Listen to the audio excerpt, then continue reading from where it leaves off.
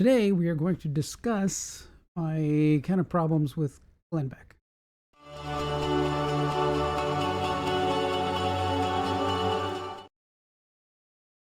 Hey everybody, this is Tom's Talk Show. And before we get started, if you could like, share, and subscribe these videos. I have many in my catalog that I'm building over the last couple of years. That would be awesome. I would appreciate that a lot. Help get this channel pushed forward. I do talk about politics with the upcoming election, and also have a sister channel which is all about technology and kind of my day job stuff. But today we're here to kind of talk about Glenn Beck, and I do watch some Glenn Beck videos because he does have some ideas and some different things that are, that are relative, that are poignant.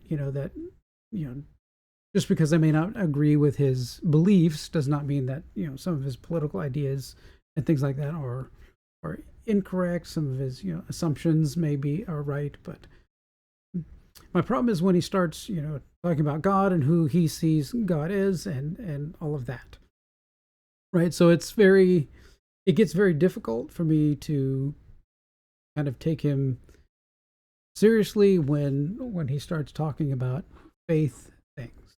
But first, since this is going to be kind of a comparison a little bit between Book of Mormon items and actual biblical items, I wanted to first start with kind of where we got our Bible, right, that we know of it. So there's this thing that happened in early days of the church and stuff back, around the time of, just after the time of Christ. So they created a group of people, and they called this the canon, to canonize, to set something in stone, kind of say this is what it is, and this is why we all say. So you bring a bunch of people together, you do a lot of research, a lot of digging in. Does everything in all of these books make sense? Does everything match? What contradicts? Who were the people that wrote them? What was their their reputation, their history? Did they seem to be definitely anointed by God? Were they part of God's design and plan and everything? Is the message inside all of these books coherent and cohesive? I mean, the fact that, well, I don't know how many people wrote the book, the Bible was like 30, 40, 50, authors of biblical books, crossing, 1,000 years or more. And to have all of those books across all that, with all those different personalities, all of those different ideas and upbringings and everything else, to have all of those ideas be common and cohesive, right? I mean, that in itself is kind of a realization of God and what he can do. So they did have, at one point, they did want to get the Old Testament stuff translated into Greek, right? So that that could be put out to more people. More people could read it, and they convened what is called the Septuagint. Now, the Septuagint, which I think just means like 72 or something, 70. So they kind of pulled, the Jewish community kind of pulled 72 people, 72 elders. They just said, just go find us 72 elders who are very learned and bring them here. And we're not going to tell them what they're doing, but we're going to take them, those 72 people, put them in 72 separate rooms, and then have each one of them individually, without talking to each other, have each one of them individually translate the Bible from Hebrew to Greek. So that, at that point, it was just the Old Testament, right? But so they had them translate this thing from, because the New Testament was already in Greek, so that was kind of why they were doing it, to get everything into the one language. So now we have these 72 people. They don't know why they're there. Okay, so we're going to go in this room. Okay, sure, I'll sit there in this room. Then somebody brings them this Bible text, this Old Testament text. They brings them Exodus, gives it to them on the table, and says, translate this into Greek. So 72 people, 72 different personalities, 72 different life experiences. all translate the books each identically into Greek. There was not a word, not anything out of place. Everything 72, all of them translated it identically. So some of these things you can see, like, God's kind of tried to keep, the Bible basically and, set in what he wanted it to say. And that's where you start getting, things in the, this last few hundred years of, like Jehovah's Witnesses and all that have taken part of that, and they'll take and like rewrite it and add some stuff here and there and everywhere else and kind of twist it around away from the base Bible. So that's kind of how, cults and false religions and things are created. Okay.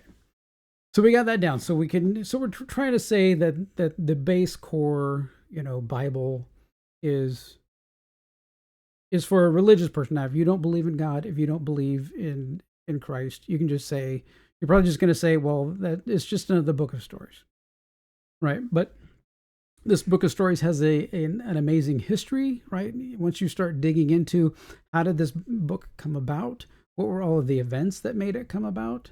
I mean, you can find it, kind of see like the hand of God, moving through each step to put it where he wanted it to be. Okay. So now comes along Joseph Smith. Now, Joseph Smith was a really upstanding guy. He'd have been arrested 42 times. He was eventually killed by a mob in Carthage, Illinois. While awaiting trial for things, he practiced polygamy, treason against the state. He had warrants for his arrest. He tried to flee to Ohio,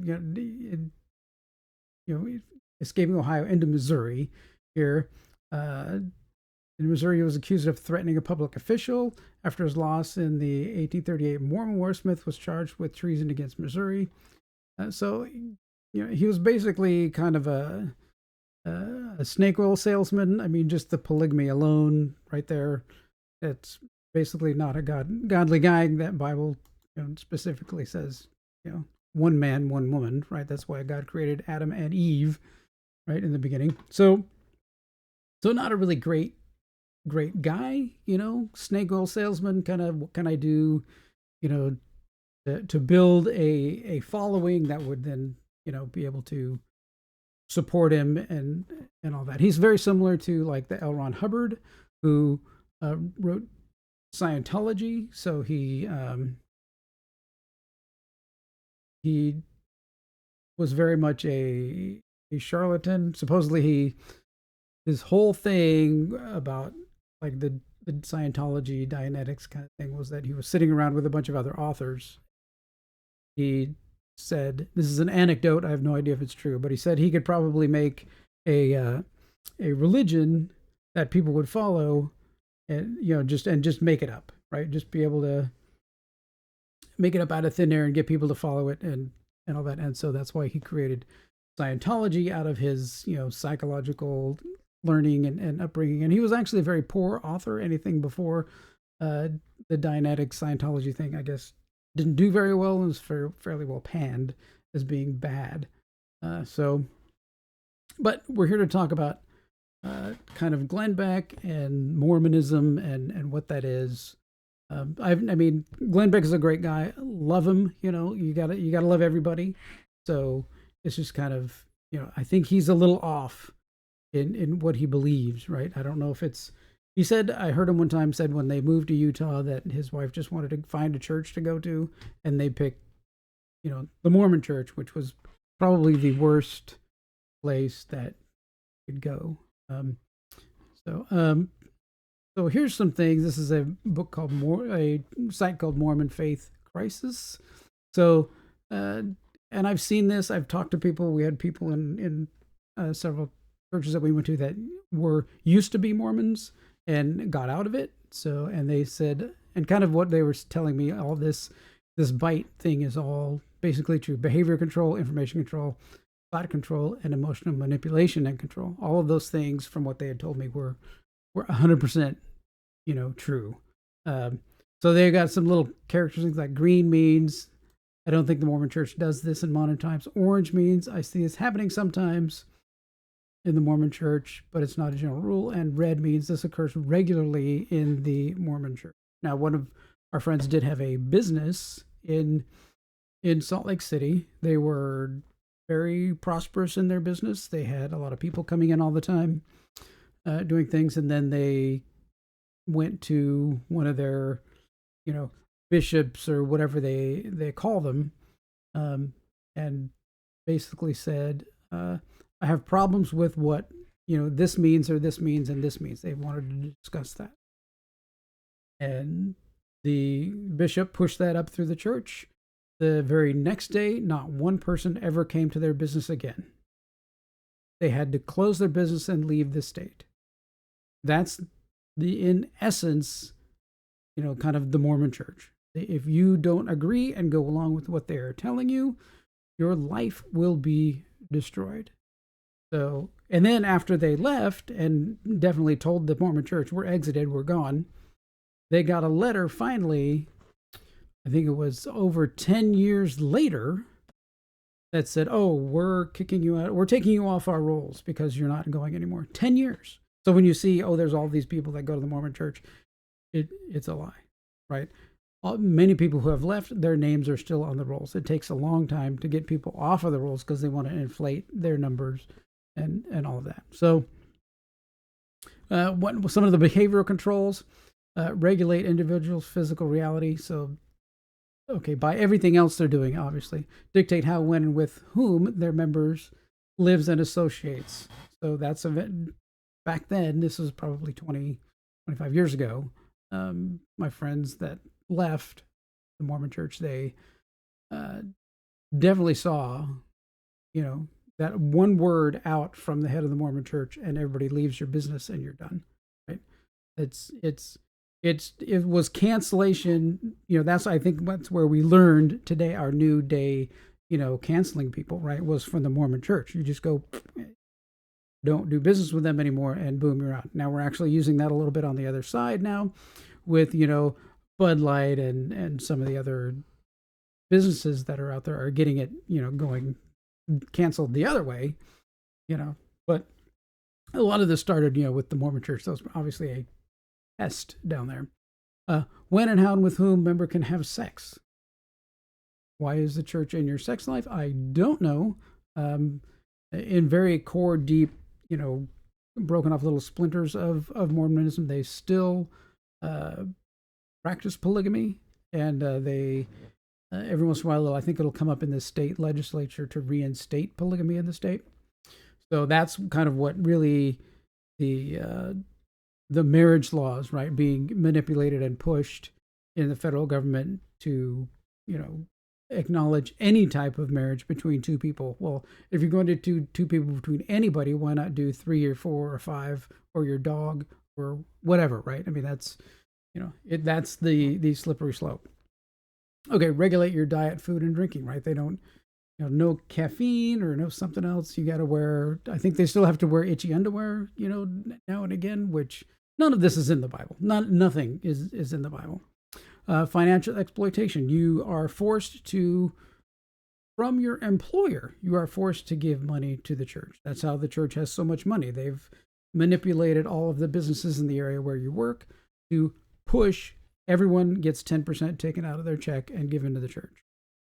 You have no choice. Right? Okay. Major time spent with group indoctrination or rituals and or self-indoctrination, including the internet, which, yeah, okay. So behavioral controls with thoughts, feelings, and activities, and self and others reported to superiors. So we kind of experienced this, right? We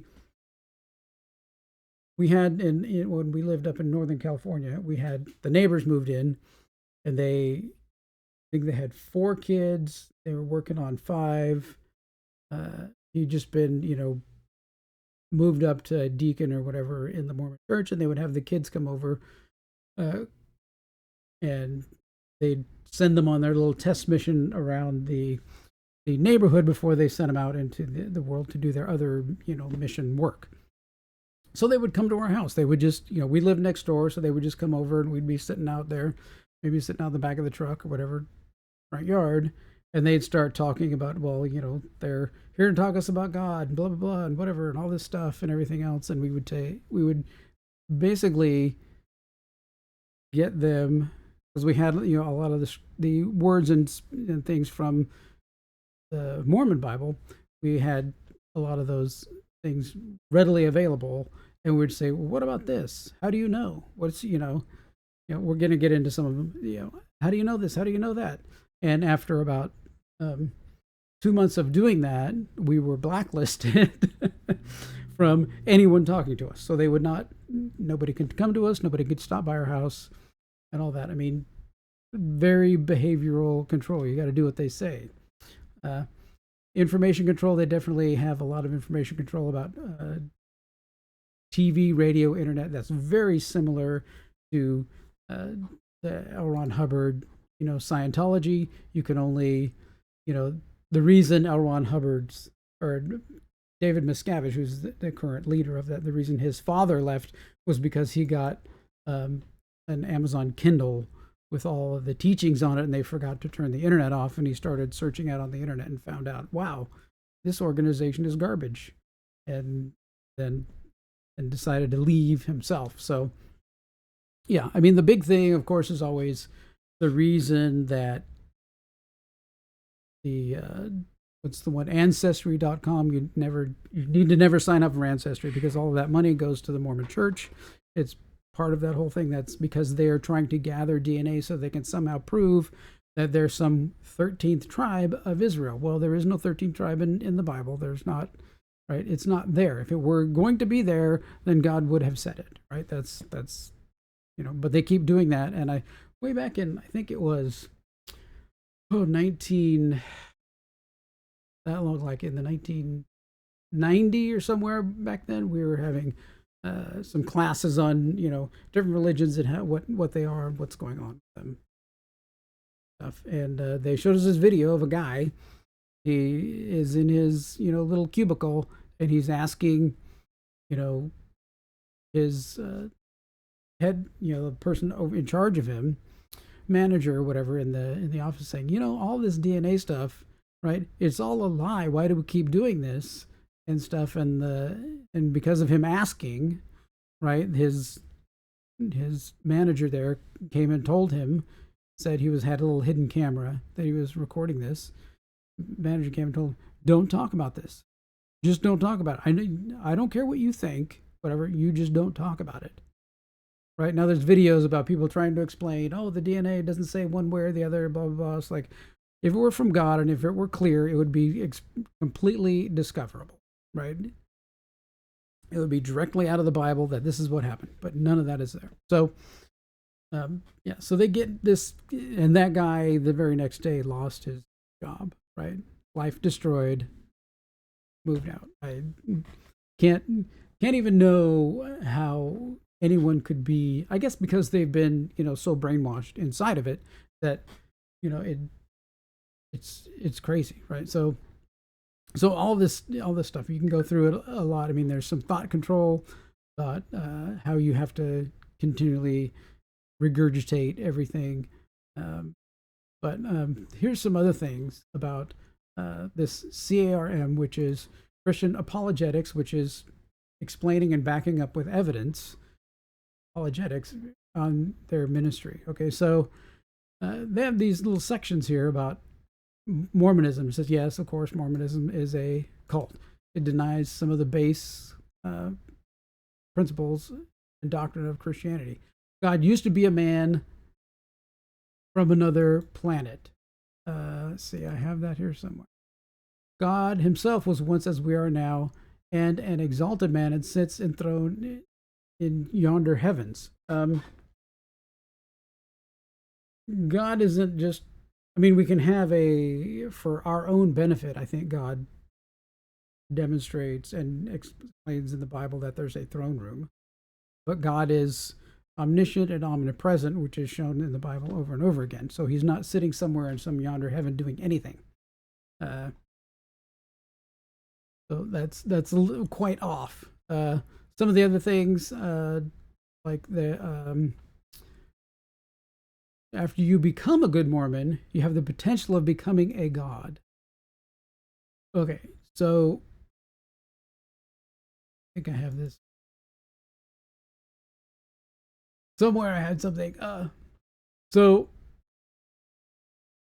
Satan's sin that he, here we go. So what did Satan do that got him basically expelled from heaven?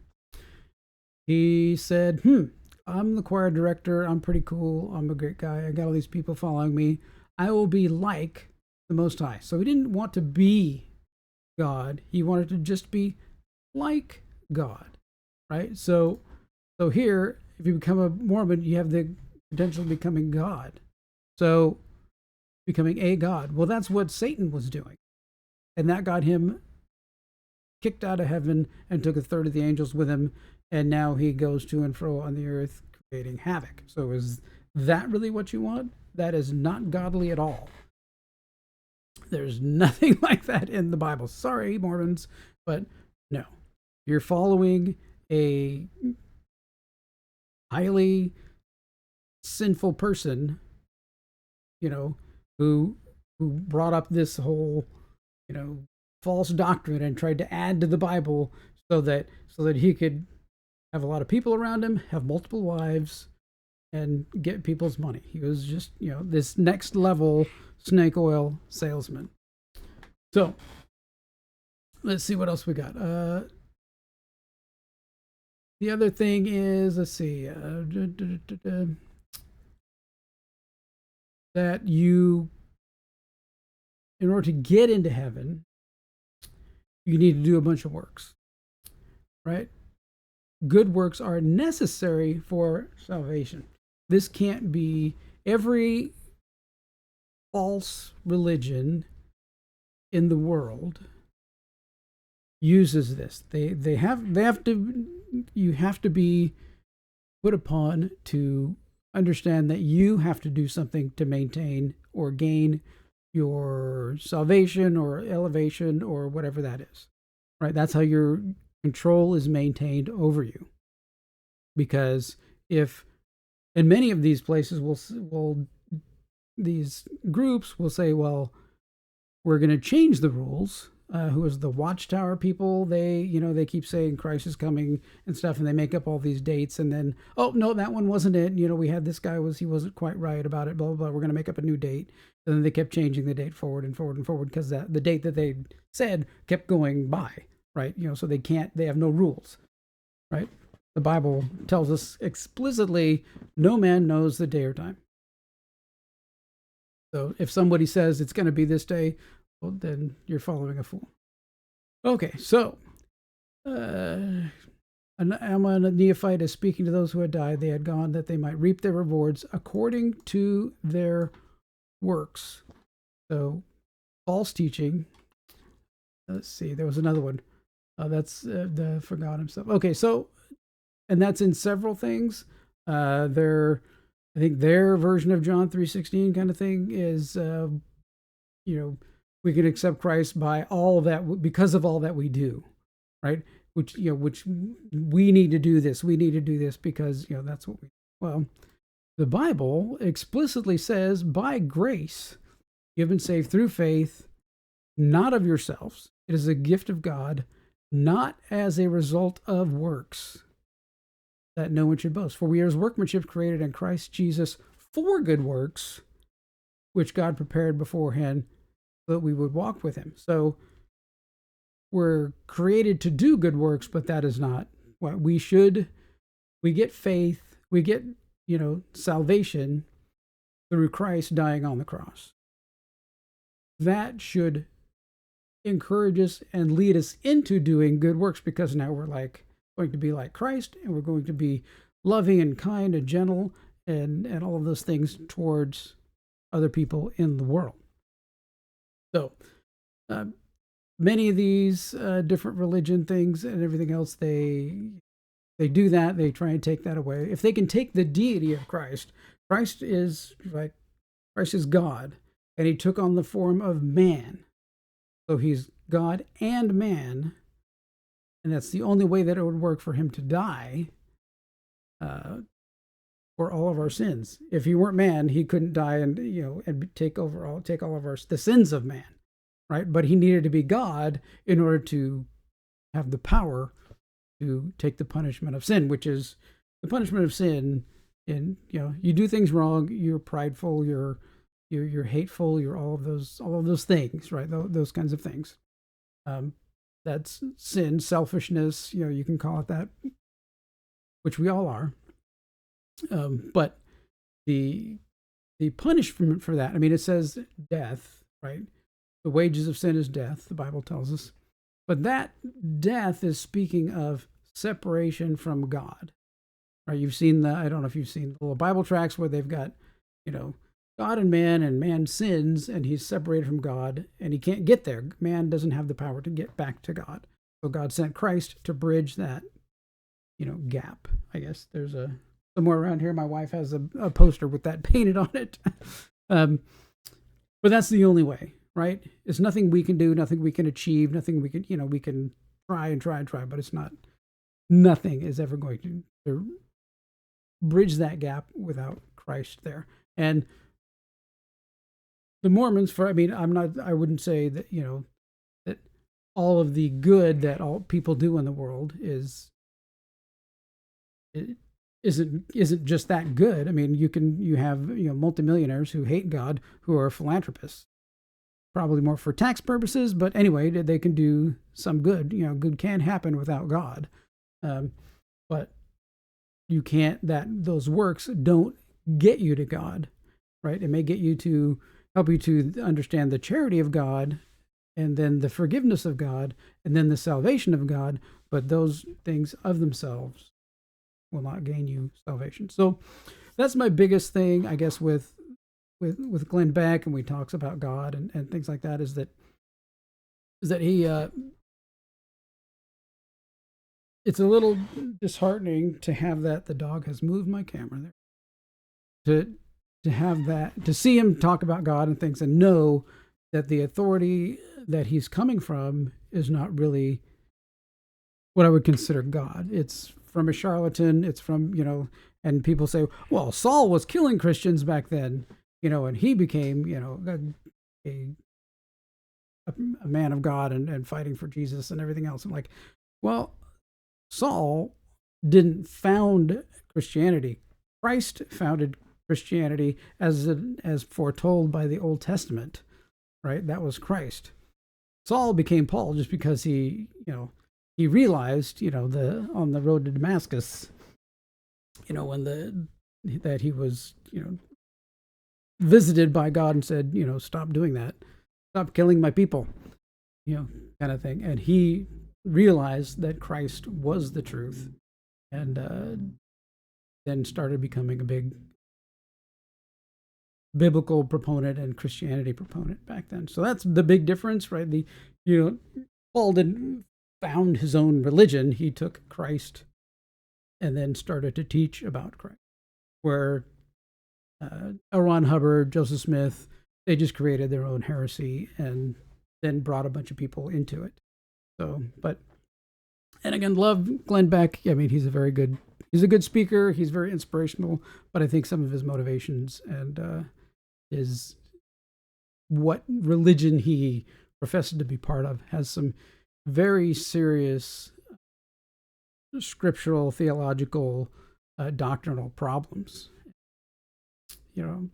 I hope that he someday works it out. I hope someday he finds out that, that's wrong and then starts moving away from it. I mean, that would be good. I think it would be good for him and his family and all that. But, we'll see what happens. But, you got to speak your mind. All right. Thanks for watching. If you got any questions or need any information about any of this stuff, then just let me know. Do your own research online. I mean, there's tons of stuff about people who've left the Mormon church and what they saw and what they found and everything. It's pretty straightforward. This CRM, Christian Apologetics Research website is very straight. I've tried to look at most of the references and most of them come up. Some of them I think are the pages that I found had a little bit different references, but I was able to find most of them and back up actually what they were saying on that site. So I'll leave a link to this in the description, comments down below. All right, this one went a little bit long, but some of this stuff is very, kind of near and dear to my heart because, people get lost in small details. We had one of our pastors came to, in one of his messages says, if anybody is saying Jesus and, it's wrong, right? Jesus and itchy underwear, Jesus and you got to do works, Jesus and this or and that or whatever, Jesus and you must go to see the priest and confess and spew these horrible, repetitive, meaningless Hail Mary things, that's wrong. Yes, I'm calling Catholicism a cult because it is, along with so many of the others that people just get lost in. All right. Thanks so much for watching. Take care.